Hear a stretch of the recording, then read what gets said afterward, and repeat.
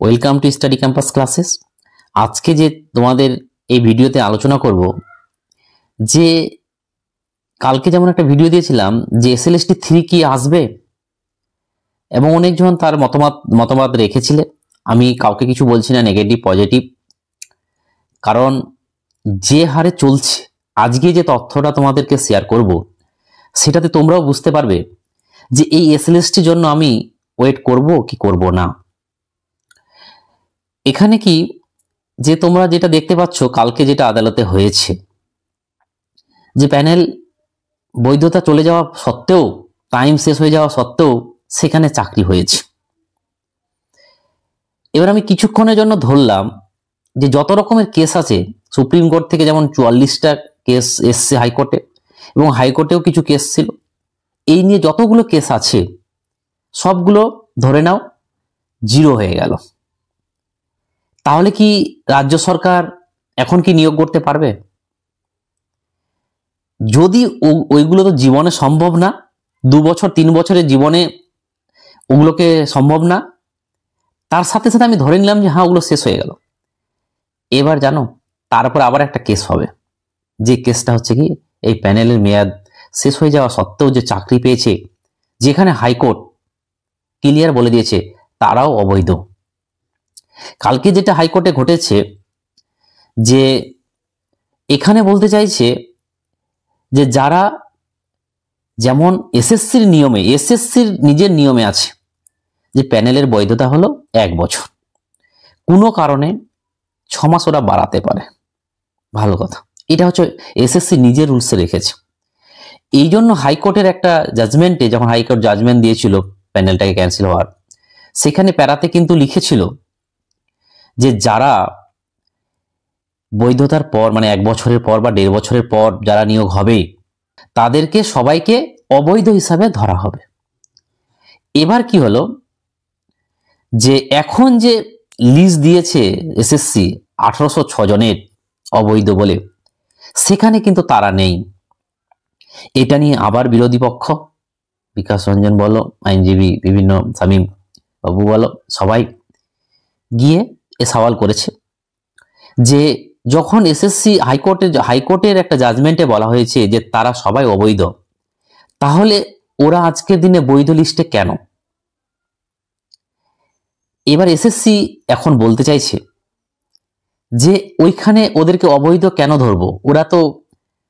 ওরা তো নিজেরা মানে চুরি করে চাকরি পায়নি, ওখানে তো মানে ভালো লোকও আছে। তো এরা ভুলে যাচ্ছে যে ওইখানে অবৈধ এরা কে যোগ্য অযোগ্য, পড়াশোনা করে পেয়েছে না চুরি করে পেয়েছে সেটা বলছে না, এখানে টাইম চলে যাওয়ার পর যেই আসুক না কেন সেই তো অবৈধ না। তো এটা নিয়ে আবার মাথাচাড়া দিয়েছে। তার জন্য এখন যা যা ধরে নাও সব কেসগুলো, আগে যে কেসগুলো 10 নাম্বার এটা ওটা বিভিন্ন কেস আমি ধরে নিলাম সলভ হয়ে গেল, তখন কিন্তু এটা আবার কেস হবে বা সেটা নিয়ে যে কেস চলছে অলরেডি, এবং হাইকোর্ট কিন্তু এটাকে কিন্তু শুনছে ভালো করে, এবং জাস্টিস অমৃতা সিনহা এটাও চেয়েছে যে আমি যে যারা পরে বৈধতার পরে যে প্যানেলে যারা ঢুকেছে তারা কারা কারা পরীক্ষায় বসছে তাদেরকে আমি দেখতে চাই। ভালো একটা পয়েন্ট ধরেছে। এবং অবৈধ লিস্টটা যে বের করেছে, যেটা পূর্ণাঙ্গ বলছে এসএসসি, সেখানে কিন্তু হেডলাইনটাও দেখেছে, ওখানে লিখেছে অল ক্যাটাগরিজ। তাহলে অল ক্যাটাগরিজ, আবার এটাও জিজ্ঞেস করেছে এসএসসি কে যে অল ক্যাটাগরিজ মানে কি বোঝাতে চাইছে, এখানে কাদের কাদের? মানে এবার কিন্তু আসছে কিন্তু যে শুধু আমরা যে বলছিলাম না যে 1806 জন খালি অবৈধ নয়, আরো আছে অবৈধ, সেই জিনিসগুলো কিন্তু টানার পালা এখন শুরু হয়েছে এবং সেই টানতে শুরু হয়ে গেছে। তাহলে তোমরা কি করে বুঝছো যে এই খেল এত সহজে শেষ হয়ে যাবে? এখন কিন্তু শুরু হলো, ধরে নাও এই এসএসসি এসএলএসটির ব্যাপার নিয়ে শুরু হয়েছে, শেষ কবে হবে বলা মুশকিল। এবার কথা হলো যে যদি প্যানেলের বৈধর মধ্যে যে সময়ের মধ্যে 1 বছর বা 1.5 বছরই ধরলাম, ওর মধ্যে যদি বৈধ কাউন্সিলিং বা বৈধ লিস্ট বলতে চাও, প্যানেল বলতে চাও, তাহলে হচ্ছে 1 নাম্বার, 2 নাম্বার, 3 নাম্বার। যেটা এসএসসিও নিজে স্বীকার করেছে।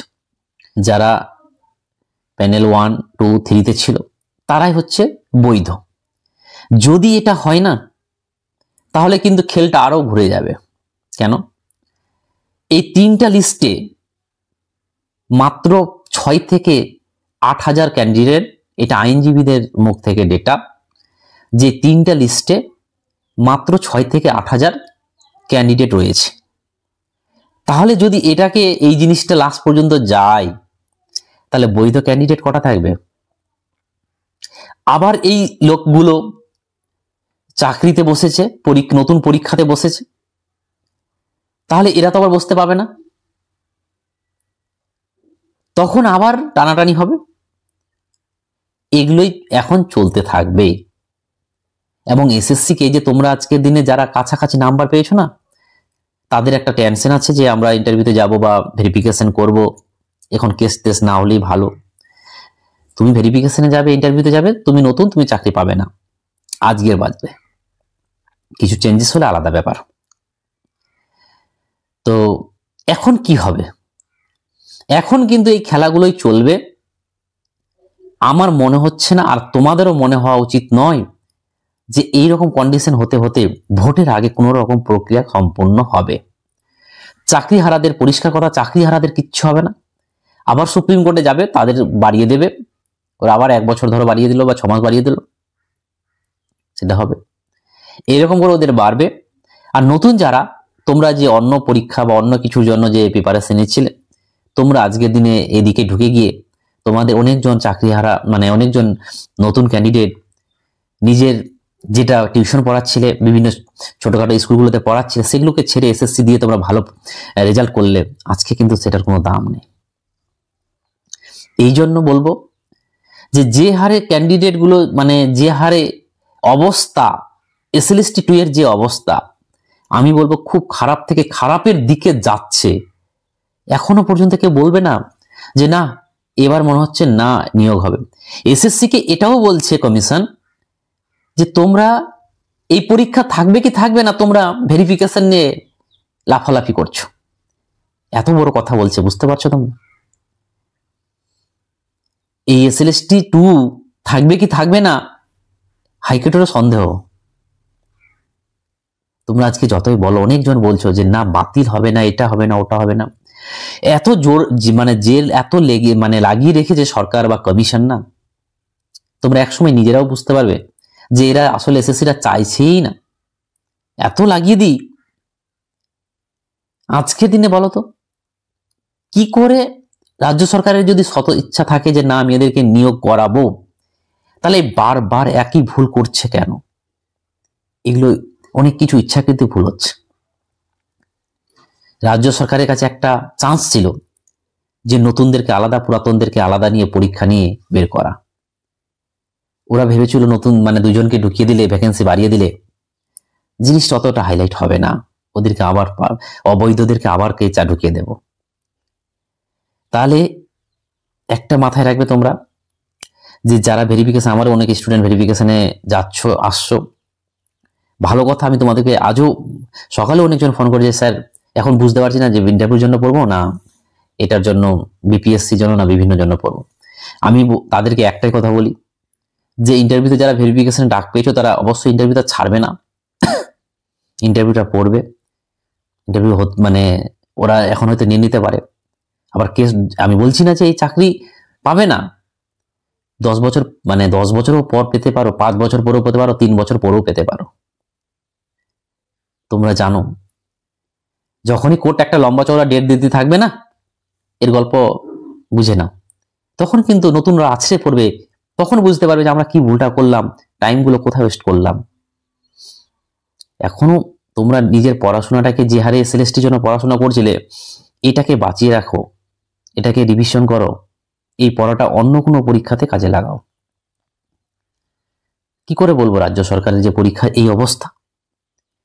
আজকে দিনে গ্রুপ ডি, গ্রুপ সি, সেখানে যে 5 মার্কস দিতে চাইছে, যেখানে 5-10 মার্কস নিয়ে এখানে হাইকোর্টে এখন খেলা চলবে, এই খেলাতে কি হবে বলা মুশকিল, সেই হিসাবে কিন্তু ওখানেও হবে। এই জন্য তোমাদেরকে বলবো যে ঘটে যাচ্ছে এই জিনিসটা থামবে না, চলতেই থাকবে চলতেই থাকবে।